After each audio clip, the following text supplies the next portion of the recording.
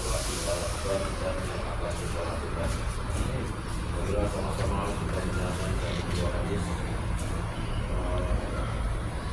tentang pentingnya berzikir, mengingat Allah Subhanahu Wa Taala, di mana tujuan zikir ialah banyak ayat-ayat Al-Quran yang memberikan gambaran tentang pentingnya berzikir, seperti zikir dapat menenangkan hati, ala bizikrillahi tatma'innul qulub. Terus ketika kita berzikir, maka kita sesungguhnya ingat kepada Allah. Uzkuruni azkurkum washkuruni wala takfurun. Ingatlah aku, niscaya aku juga akan mengingat engkau. Ketika kita lupa berzikir, maka Allah juga senantiasa melupakan kita. Mudah-mudahan satu hadis ini dapat bermanfaat untuk kita semuanya dan memberikan keistiqomahan di dalamnya. Bismillahirrahmanirrahim. An Abdullah bin Busrin radhiyallahu anhu anna rajulan qala ya Rasulullah inna syara'i'al islami qad kathurat alayya fa akhbirni bi syai'in atashabbahu bihi. Qala la yazalu lisanuka ratban min dzikrillah. Dari Abdullah bin Busr radhiyallahu anhu, ia berkata, sesungguhnya seorang laki-laki berkata, ya Rasulullah, sesungguhnya telah banyak syariat Islam di atas muka bumi ini dan di atas diriku. Maka beritahukanlah kepadaku sesuatu yang dapat kami amalkan. Maka Rasulullah SAW bersabda, selalulah membasahi lidahmu dengan zikrullah. Riwayat Ibnu Abi Syaibah, Rawahul Ahmad dan Tirmizi. Dalam riwayat lain, kami mendengar Rasulullah SAW berkata, dalam keadaan lisan basah dengan zikrullah. Maka ketika masa perpisahan dengan Rasulullah SAW, ucapan beliau yang terakhir adalah, saat saya bertanya kepada beliau, amalan apakah yang paling Allah sukai? Beliau bersabda, hendaklah engkau mati dalam keadaan lidahmu basah dengan zikrullah.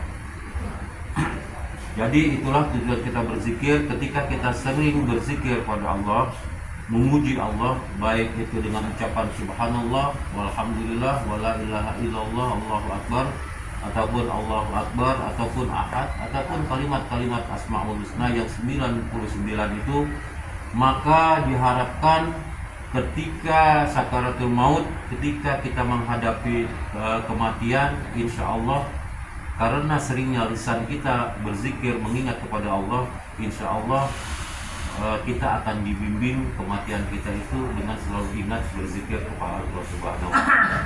Maka dari itu marilah kita sering-sering berzikir mengingat kepada Allah, baik dalam keadaan berdiri, duduk, berjalan, berbaring, ngobrol, bikin kopi, setelah ngopi kita sambil zikir Allah, Allah, Allah, Allah, ahad, ahad, ahad, ahad. Bayangkan, ada salah satu sahabat Rasulullah namanya Bilal bin Rabah. Ketika dia ditanya, ya Bilal, zikir apakah yang engkau ucapkan setiap saat? Ternyata Bilal bin Rabah itu bukan ahli zikir, tapi salah satu sahabat Rasulullah yang dijamin masuk surga. Apa sih zikirnya dia? Dia hanya sebut setiap saat, ahadun ahad, ahadun ahad, ahadun ahad. Maka ketika dia disiksa, dia hanya bisa menyebutkan itu. Tidak ada kalimat yang keluar dari mulutnya dia kecuali itu. Ahadun ahad, ahadun ahad, ahadun ahad, ahad. Makanya ketika dia belum meninggal aja, rompahnya aja tuh udah sampai. Orangnya belum meninggal, tapi udah dapat kabar bahwa sendalnya dia itu udah berjalan-jalan di surga. Dan salah satu nanti penghuni surga yang lehernya itu paling panjang. Apa sebabnya? Karena dia setiap saat pada zamannya Rasulullah itu ada, dia adalah Bilal muadzin. Wallahu a'lam. Mudah-mudahan satu hadis ini dapat bermanfaat untuk kita semuanya. Marilah sama-sama kita selalu ingat kepada Allah, berzikir kepada Allah, mengingat namanya. Ketika kita sering menyebut namanya, maka sudah dipastikan insya Allah Allah juga akan mengingat kita pada saat dan keadaan bagaimanapun kita. Satu lagi, alhamdulillah tadi ada Pak Sudirman Info Media ya, Telkometra. Nah, dulu di Infomedia, kamu udah pensiun. Mulai hari Rabu depan dia akan mengajarkan kita sama seperti tadarus. Mungkin setelah baca Quran dia akan selingi sedikit banyaknya tausiah. Alhamdulillah, ketika kita punya niat baik dan berubah ingin menjadi orang baik, maka pasti janji Allah tidak akan pernah meleset. Pasti kita akan dipertemukan lagi dengan orang-orang yang mempunyai niat baik. Tinggal bagaimana kita istiqomah nggak menggapai. Sebenarnya hidayah ini kita udah dapat hidayah, tinggal menjaga hidayah itu jangan sering jangan hilang begitu aja, jangan pergi begitu aja.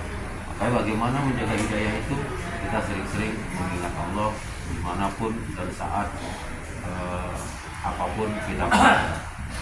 Wabillahi taufiq wal hidayah wa aqul minkum. Wassalamualaikum warahmatullahi wabarakatuh. Rabu depan itu